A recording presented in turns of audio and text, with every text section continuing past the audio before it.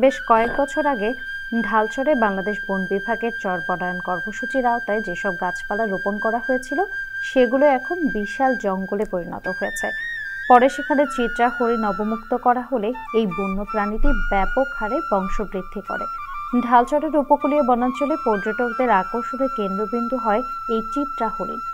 এছাড়াও নানান পাখালি দেখা যায় ঢালচরের বনাঞ্চলে। ঢালচরের আরেক আকর্ষণ তারুয়া সমুদ্র সৈকত। নির্জন সৈকতে বেড়াতে চাইলে এই তারুয়ার কোনো জুড়ি নেই।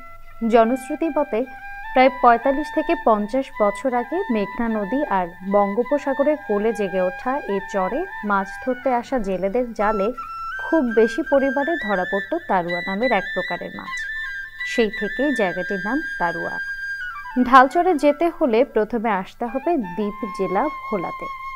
সেখান থেকে প্রথমে চরফ্যাশনের কচ্ছপিয়া ঘাটে, সেখান থেকে ইঞ্জিন নৌকায় মেঘনা পাড়ি দিয়ে পৌঁছতে হবে ঢালচরে।